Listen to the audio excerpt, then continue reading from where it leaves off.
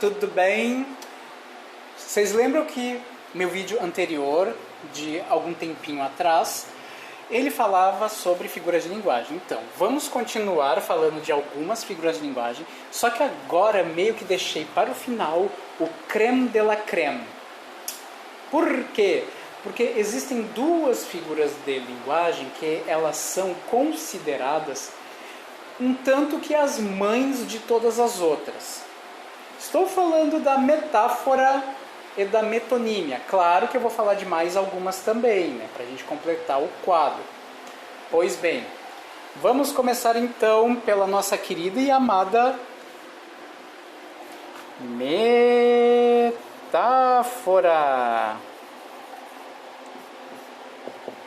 Só para seguir a toada, a palavra metáfora também é de origem grega. Metáfora vem de um verbo grego que é o metaforesin, que é o verbo transportar. Por que transportar?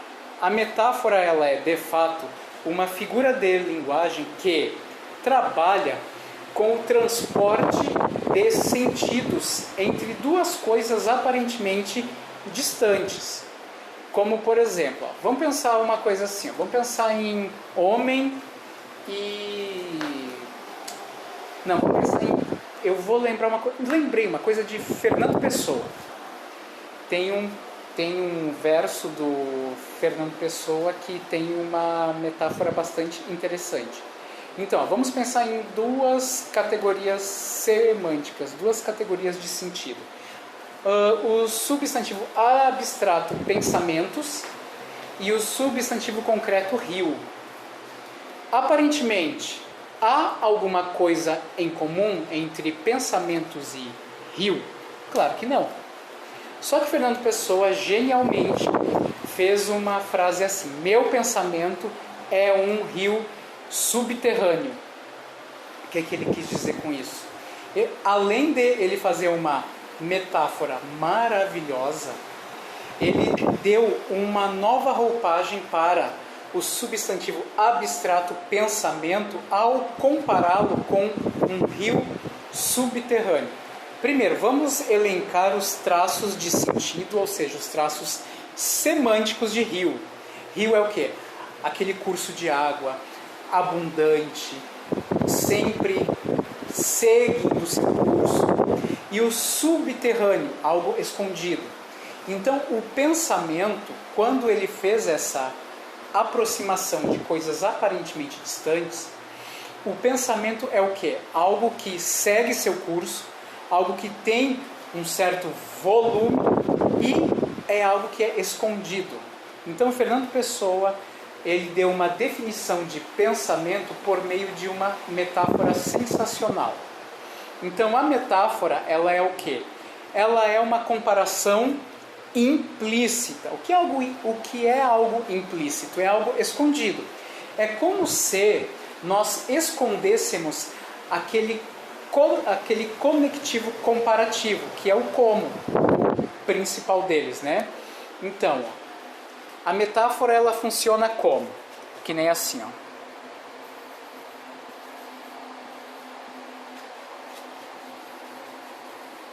Vamos aqui colocar uma frase em que a gente tem uma simples comparação e aí nós vamos transformar essa frase numa metáfora, ó.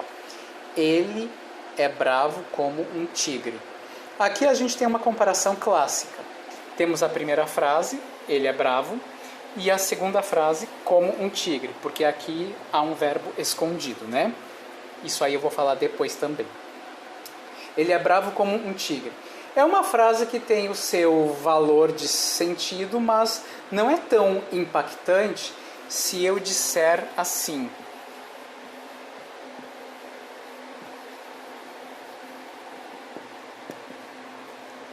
ele é um tigre. Essa frase ela soa muito mais impactante do que aquela comparação explícita, ou seja, mostrada ali em cima.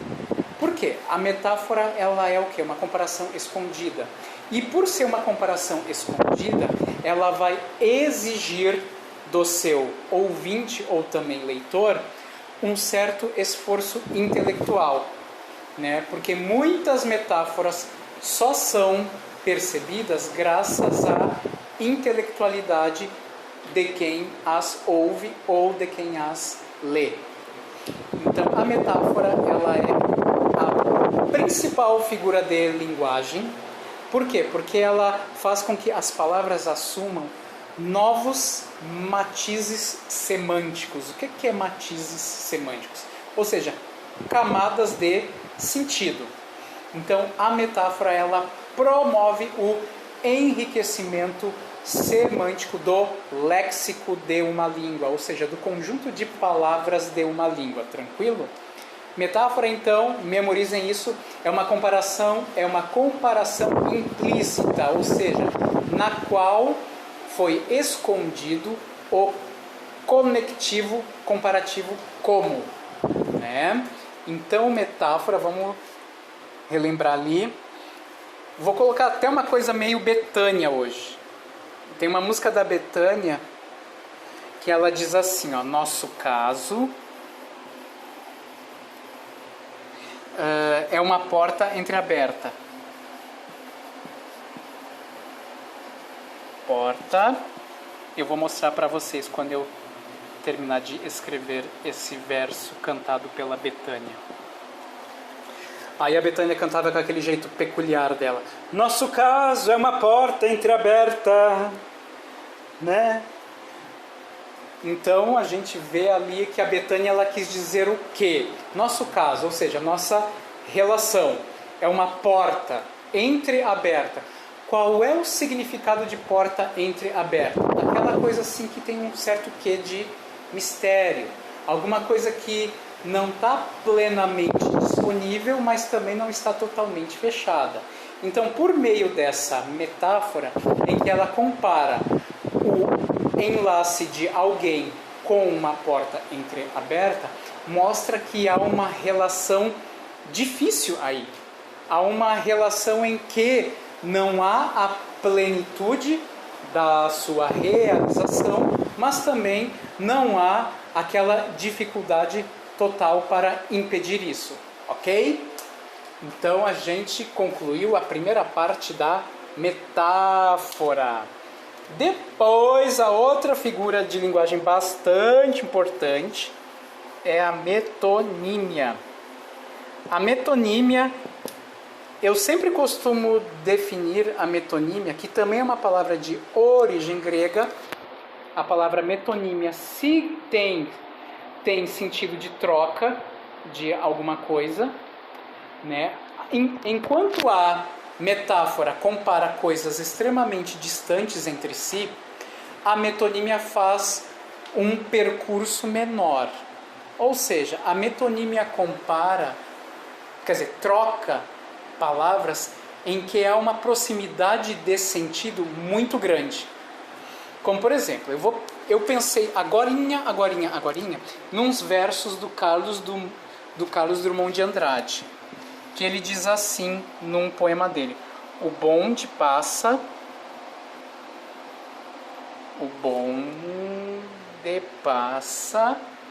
cheio de pernas.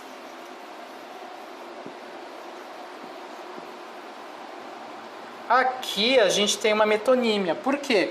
A gente vê que esse verso do Carlos Drummond de Andrade ele tem uma certa validade poética. Por quê? Qual é a palavra ali que causa uma certa estranheza para vocês? Pernas. O bonde passa cheio de pernas. Pernas está no lugar de quê? De pessoas. De pessoas. Ou seja, a metonímia pega principalmente, que é um recurso bastante metonímico, a parte de um todo, né? Como, por exemplo, não tinha teto para dormir. Isso aí também é uma metonímia que tem o mesmo teor desse verso que eu coloquei ali no quadro do Carlos Drummond de Andrade. O teto ele tem sentido do quê? Da parte do todo, da parte de uma casa.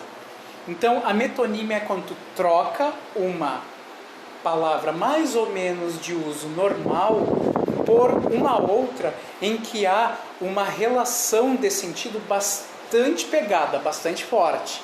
Então ali, ó, temos a palavra pernas como um recurso metonímico para pessoas. Tem uma outra metonímia que é bastante utilizada, que é assim, ó, ele come o pão como o próprio suor.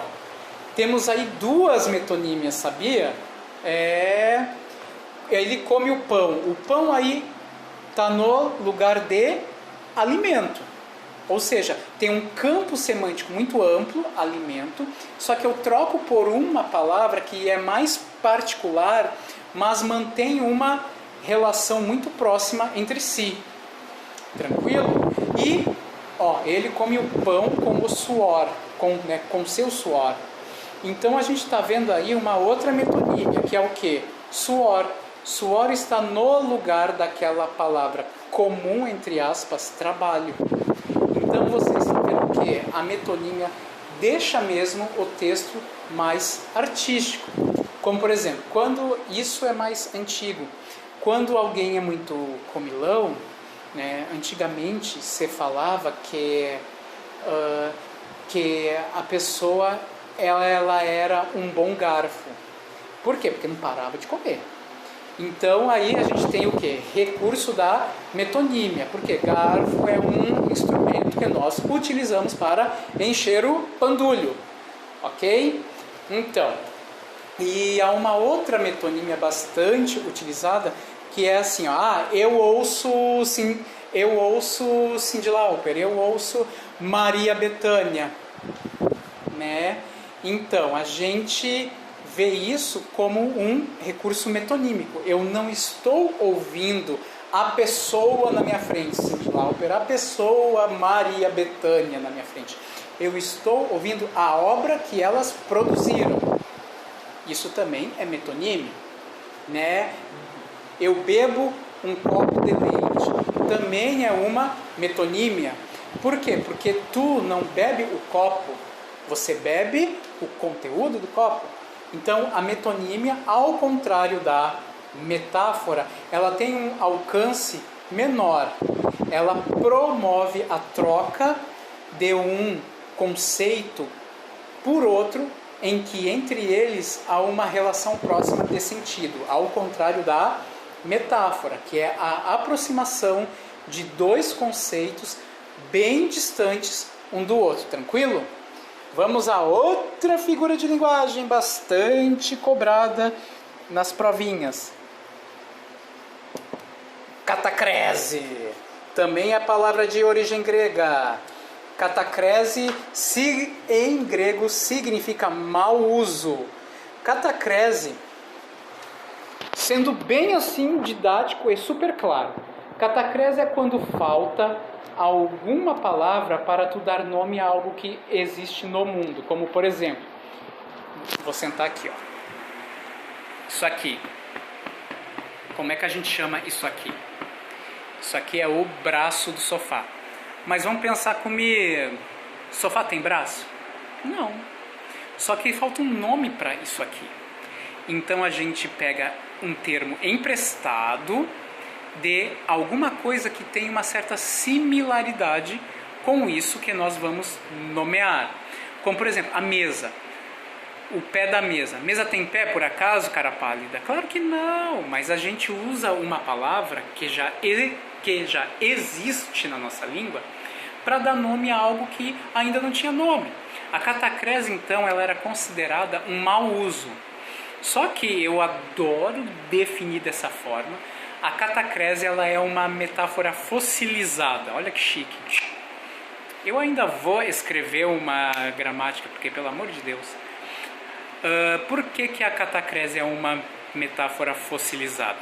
Porque o poder metafórico, por exemplo, de braço do sofá, de pé da mesa, de costas da cadeira, céu da boca, né, dente de alho, essa metáfora meio que perdeu aquela sua força artística e aí tornou-se de uso padrão.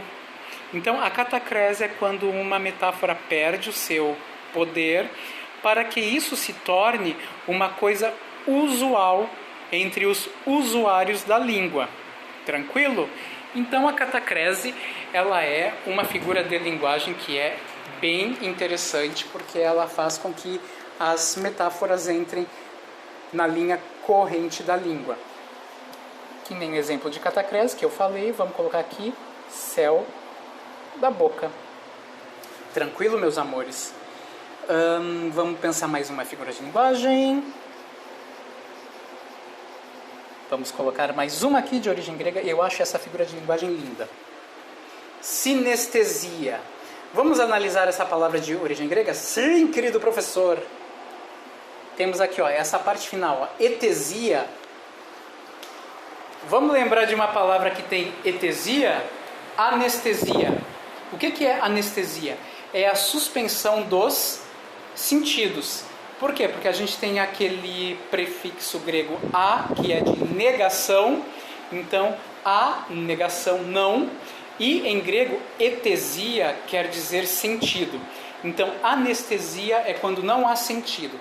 E o contrário de anestesia é sinestesia, porque o sin em grego era uma preposição de companhia ou de junção, ou de união de várias coisas, né? Então ali, né? Sinestesia é quando a gente mistura mais de um dos sentidos em uma construção textual. Quando, por exemplo, a minha voz doce. Aí nós temos o que? Mistura de dois sentidos, voz doce. Por quê? Voz remete à audição e o doce ao paladar. Então aí nós temos um exemplo de sinestesia. Voz áspera, temos a mistura de audição com tato, porque voz é audição e áspero é algo que tu percebe pelo tato. Uma voz metálica também. Uma luz, vamos pensar uma outra sinestesia que mexe visão, uma luz amarga. Olha só que bonito isso, luz amarga. Porque a luz mexe com a visão e o amargo é com o paladar. Temos então um exemplo muito bonito de sinestesia. Então, sinestesia, para vocês, meus amores, é o quê? Mistura de sentidos. Vamos colocar ali, ó.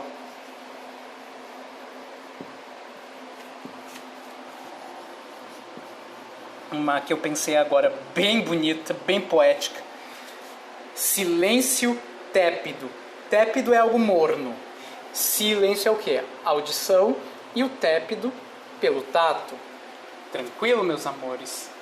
E vamos fechar esse ao vivo com a perífrase.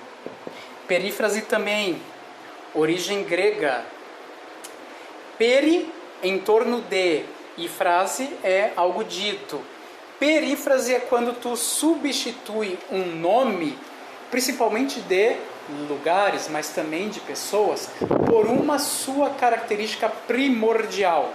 Quando nós falamos cidade maravilhosa, o que vem à nossa cabeça? Rio de Janeiro.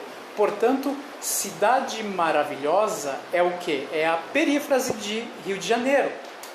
Temos ali a terra da garoa. São Paulo é a perífrase de São Paulo, é uma das características de São Paulo. Tranquilo? Temos para a grande maçã, que é Nova York, a cidade luz, que é Paris, o rei do futebol, que é o intragável Pelé, né? Temos o rei do rock, Elvis Presley, né? Temos a grande dama da MPB, que aí pode ser a Marisa Monte, que eu gosto bastante também. Tranquilo, meus amores? Então, espero que tenham gostado. Eu vou fazer com o tempo mais coisas sobre as figuras de linguagem e eu estou pensando até em fazer sobre as figuras de linguagem que não são trabalhadas em nenhum momento na escola. Ao todo, as figuras de linguagem totalizam mais ou menos 50 termos. Terrível. A maioria das escolas trabalha com 8 figuras de linguagem. Quando eu trabalho isso em sala de aula, eu sempre trabalho com umas 15, até 20, assim, né? Dependendo da turma, que se rola uma empatia muito grande, aí eu me empolgo e falo sem parar das figuras de linguagem, tá bom, meus amores? Beijo, fique com Deus.